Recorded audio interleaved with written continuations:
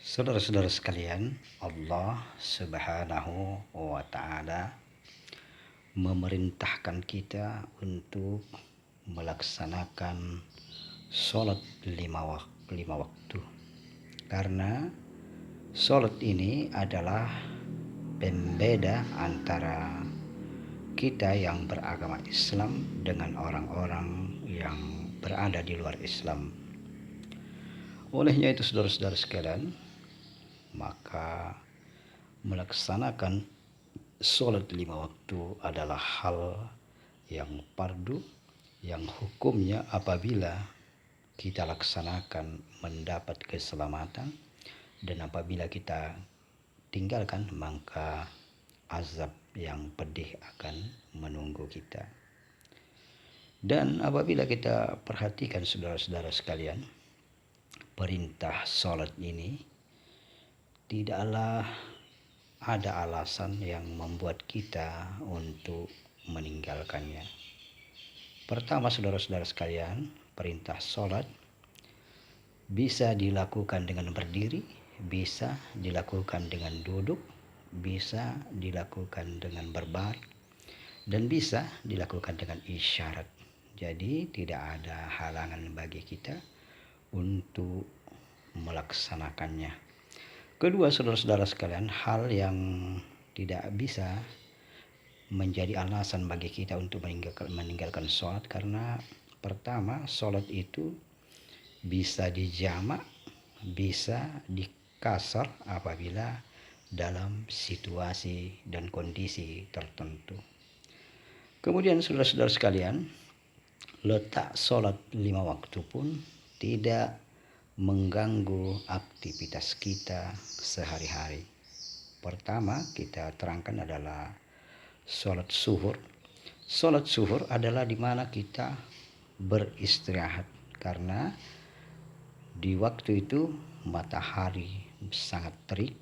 Kedua, kita pun belum beranjak tidur, karena sholat zuhur masuknya sekitar jam 12 lewat. Jadi orang yang tidur sebelum itu maka dimungkinkan dia terkena semacam kelemahan atau penyakit, karena anjuran tidur yang baik adalah lewat jam 12 atau jam 1.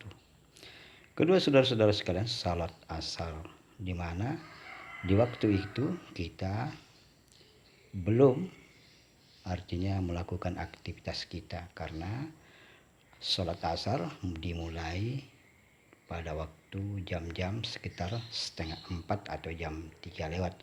Jadi pada waktu itu aktivitas belum memungkinkan, karena matahari pun masih agak terik. Ketiga, saudara-saudara sekalian, sholat maghrib.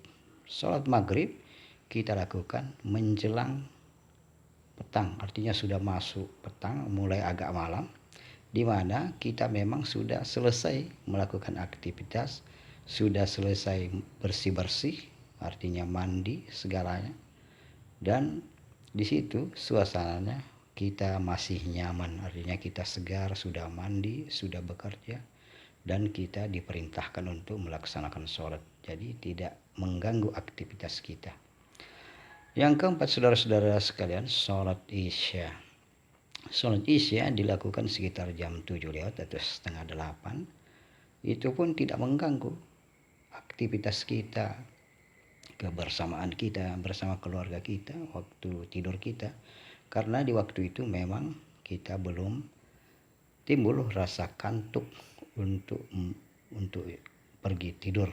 Artinya rasa kantuk kita belum tiba di waktu itu, karena apabila kita merasa kantuk atau mengantuk sekitar 7:30 atau jam 8, itu berarti ada yang bermasalah pada diri kita. Artinya kita mungkin begadang semalam atau kita mengidap suatu penyakit. Jadi sama sekali tidak mengganggu dalam kita melaksanakan sholat fardu 5 waktu.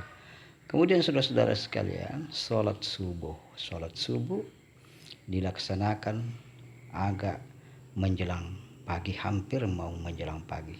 Artinya matahari sudah mulai terbit sekitar setengah 5 atau jam 5 ke atas. Ini saudara-saudara sekalian, bangun di waktu itu membawa kita pada kesegaran, udaranya segar, belum ada kebisingan, belum ada debu. Dan memang waktu itu memang kita dianjurkan untuk bangun, apalagi dalam bidang kesehatan udara atau organ-organ tubuh kita sangat baik, karena apabila kita masih tidur pada waktu itu, kita pun bisa menderita suatu penyakit.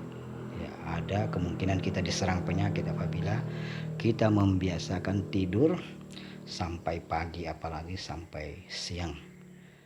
Olehnya itu, saudara-saudara sekalian, perintah sholat ini memang pantas menjadi suatu kewajiban kepada seluruh umat Islam, karena semua perintah ini tidak ada yang menghalangi untuk kita melaksanakannya, baik dari segi tempatnya, baik dari segi waktunya, baik dari segi urusan keduniaan kita, pekerjaan kita, sama sekali tidak menghalangi.